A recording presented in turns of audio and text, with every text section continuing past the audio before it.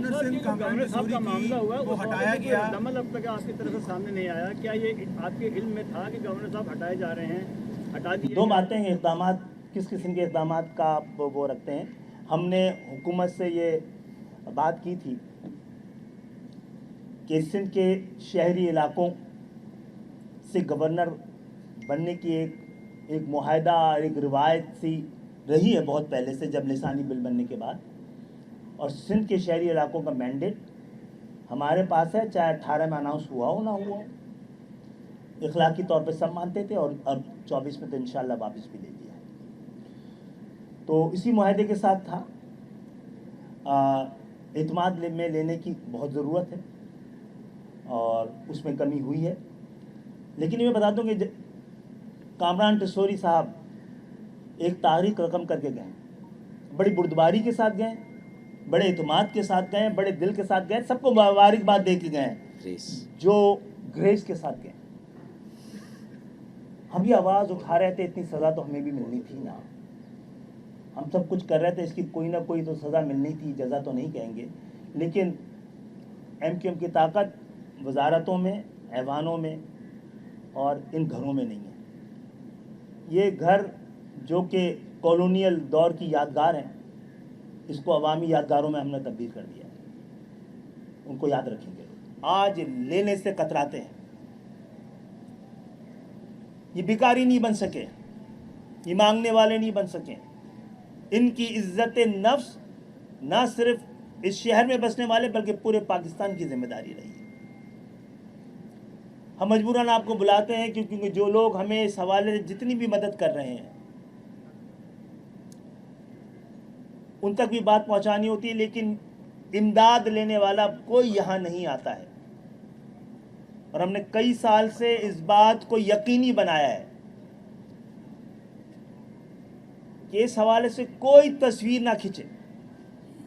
लेने वाला हाथ और देने वाला हाथ, जिसके ज़रिए देने वाला हाथ यानी वो हमारे रज़ाकार जो ये सारी अमानतों को लेकर अब जिन लोगों जो हकदार हैं उन तक पहुंचाएंगे, इतनी ही जिम्मेदारी रखते हैं। आज आपको बुलाने का मकसद भी ये है। और जिन हालात का हम जिक्र कर रहे हैं, ये बहुत बड़ा सवाल है। इसके लिए आपको कोई अदालत लगाने की ज़रूरत नहीं है, कोई तहकीकाती कमीशन बनने की ज़रूरत नहीं है कि वो शहर जो 2018, 2008 में 9 में दुनिया के इमर्जिंग शहरों में था, इस 17-18 साल के बाद दुनिया के रहाइश के लिहाज से बदतरीन शहरों में इसका शुमार क्यों होता है? ऐसी क्या तब्दीली आ गई थी? और ये तब्दीली बार बार जब भी आई है, इस 50 साल में पाकिस्तान की जो सूरत हाल बनी है, वो पाकिस्तान जो अक़वाम आलम में सर उठा के चलने के लिए बना था, वो पाकिस्तान जो मिल्लत इस्लामिया के लिए मॉडल बना था, ये किसने है जिसने मंडी बना दिया? इसके लिए अखबारात के सफ़ात काफ़ी हैं। यहाँ पर किसने वो इक़दामात किए हैं जिससे ये शहर और ये सूबा दो हिस्सों में तकसीम नज़र आता है? दो किसने तबक़ात बना दिए हैं एक ही सूबे के अंदर? आज इस शहर की हालत ये है कि जिसके फंड से पूरे पाकिस्तान में मोटरवे है, जो मोटरवे के कर्जे हैं, इस शहर को ही पूरी जिम्मेदारी के साथ उतारने हैं। पूरा पाकिस्तान मोटरवे के जरिए कनेक्ट है। इसका वाहिद पोर्ट जो है पाकिस्तान का, इसकी ग्रोथ का जो इंजन है, जो इसका इंडस्ट्रियल और कॉमर्स का कैपिटल है, वो इस मोटरवे के जरिए पाकिस्तान से जुड़ा हुआ नहीं है। हैदराबाद कराची के दरमियान, कराची हैदराबाद के दरमियान कोई मोटरवे मौजूद नहीं। और हालात ये हैं कि जो लोग कमाने आते हैं वो डिक्टेट कर रहे हैं। ये हमारे अदवार में 2 बाजू बना दिए गए थे, right and left, northern bypass, southern bypass. लेकिन करोड़ों रुपए का रोजाने का बिजनेस धंधा है कि इन रोडों को जो 15-20 मील का फर्क डालती हैं, जो अरबों रुपए कमाते हैं, वो वहां से गुजरना नहीं चाहते। वो कराची के सीने पे चढ़ के गुजरना चाहते हैं। जब ये सीने से गुजर के जाते हैं, इस शहर के अंदरूनी शहर के रास्तों से कितने ख्वाब हैं जो कुचल जाते हैं, कितने घर के बच्चे हैं, कितनी माओं के लाल हैं जो उनके हाथों कुचल जाते हैं, कितने घर उजाड़ दिए जाते हैं। रोजाना का मामला है। मैं इस सहाफत के भी ज़मीर से पूछूंगा, रियासत और हुकूमत के ज़मीर से भी पूछूंगा, क्या इसको इतना ही हल्का लिया जाना चाहिए जितना आप ले रहे हैं?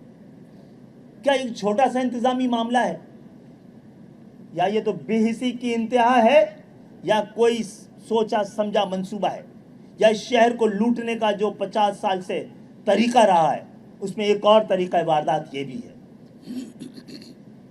क्या इस शहर के नुमाइंदे इस पर आवाज़ भी ना उठाएं, इस पर बात ना करें, इसके लिए खड़े हों ना, उन जनाजों में जाके शरीक ना हों?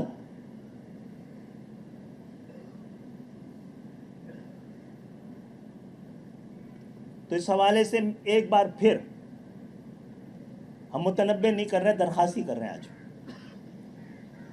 कि ये ईद से पहले इस हवाले से कोई वाज़े बयान आ जाना चाहिए, वरना जिनके बच्चे इस सड़कों पे कुचल दिए जाते हैं वो खड़े होकर एहतजाज करने लगे, तो हम उनके एहतजाज से अपने आप को किस बुनियाद पे, किस इखलाकी बुनियाद पर, किस आइन और कानून के तहत, किस उसूल के तहत उनसे हम अपने आप को दूर रख पाएंगे? जिन घरों में हम रहते हैं, हमारे आस और पास की आहें बकाएं हैं ये, जिन हुक्मरानों के कानों तक इसलिए नहीं पहुंचेंगी कि उनका ताल्लुक इस शहर से नहीं, ना उन पुलिस वालों का है जो इससे रिश्वत को लेकर इस खूनी खेल का हिस्सा है। इस शहर में अमन का मामला पूछा जाता है, इस शहर के अमन की वजह एक ही है कि सिपाही और चोर दोनों का ताल्लुक इस शहर से नहीं है। कानून तोड़ने वाले और कानून नाफिज करने वाले दोनों का ताल्लुक इस शहर से नहीं है। जिस तरह इन 10-15 सालों में यहां की जमीनों को कब्जा किया गया है, लगता है कोई कौमी इत्तेफाक राय पाया जाता है, लगता है किसी को कोई फर्क ही नहीं पड़ता है। यहां के लोग 60 साल तक नौकरियां करते हैं, जाकर जब अपने लिए एक छोटा सा 120 गज का प्लॉट ले पाते हैं, आके कब्जा नहीं करते एकड़ों की जमीनों पर, और शहर में आने के चंद ही साल बाद अरबपति बन जाते हैं। खून पसीने की कमाई से अपने लिए ज़मीनें लेते हैं, फिर आहिस्ता आहिस्ता घर बनाते हैं। इस शहर इसी तरह आबाद हुआ है। क्या इसमें भी बात ना करें हम? इसमें भी हमें खड़े होकर बात नहीं करनी चाहिए? इसमें भी क्या हमें आके सड़कों में बात नहीं करनी चाहिए? क्या इस पर हमें ऐवानों में बात नहीं करनी चाहिए? क्या आज अदालतें उस तासुब से खुद को अगर पाक नहीं रख सकेंगी जिससे इस शहर को आलूदा किया गया है, अगर अदालतें भी जबान देकर इंसाफ फराम करेंगी, तो हमारे पास कौन से रास्ते छोड़ रही है ये पूरा निज़ाम? हमने बहुत पहले 2024 के इलेक्शन से पहले आपके सामने यहाँ कहा था कि गलती से हमें तालीम की वजारत मिल जाए तो हम सबसे पहले यहाँ पर तालीमी इमरजेंसी लगाएंगे। अच्छा, वजारत तालीम तो सूबाई ही है, ये डिवॉल्व सब्जेक्ट है। आज तालीम पे जिस सूबे में सबसे ज़्यादा खर्च हो रहा है माशाल्लाह, वहाँ सबसे ज़्यादा जहालत है, वहाँ सबसे ज़्यादा आउट ऑफ स्कूल बच्चे हैं, वहाँ पे सबसे ज़्यादा लर्निंग पॉवर्टी है। हमने दरख्वास्त की है सदर मुमलिकत से कि इस शहर में गुज़श्ता 20 साल से, बल्कि एक कराची यूनिवर्सिटी के अलावा कोई यूनिवर्सिटी बनी ही नहीं है। सिर्फ ये कॉलेजेस थे जिनको प्रमोट करके दाऊद कॉलेज को दाऊद यूनिवर्सिटी, NAD को सिंध मेडिकल कॉलेज को डॉ मेडिकल कॉलेज को बना दी गया। तो सदर मुमलिकत क्योंकि वफाकी यूनिवर्सिटियों के चांसलर भी हैं, तो हमने भी कहा है कि कराची तालीमी हवाले से भी एक इमरजेंसी की सूरत हाल में आला तालीम के हवाले से वो अपना रोल करें। मुझे उम्मीद है कि वो ईद से पहले 1-2 दिन में ज़रूर इस हवाले से मकालमे की कोई सूरत इख्तियार करेंगे ताकि हम ये कर सकें। मैं आप सबकी आमद का शुक्रिया अदा करता हूँ। डॉक्टर साहब, आपने आज जिक्र किया जिस तमाम तर सूरत हाल की शहर का जो नुआ पड़ रहा है वो विफाकी काबीना में आप खुद मौजूद हैं, वहाँ उठाते हैं जी। काबीना से कब निकलेंगे जब कराची शहर का अगर इतने ही मामला संगीन हो चुके हैं, आप वहाँ पर किस पोजीशन पर मौजूद रहेंगे, किस तरह जी? जब तक आवाज़ उठाने की गुंजाइश बची रहेगी, क्योंकि कई चीज़ें हैं जिस पे हमने लड़कर हुकूमत का साथ रह के कोई सवाल ज़रूर मीडिया पे उठाए कि 1,60,00,000 के शहर को अप्रैल 2023 में 1,30,00,000 में तब्दील कर दिया गया था। उस शहर में जहां पे पूरी दुनिया में सबसे ज़्यादा अर्बनाइजेशन हुई है, 30 लाख कम कर दी गई थी।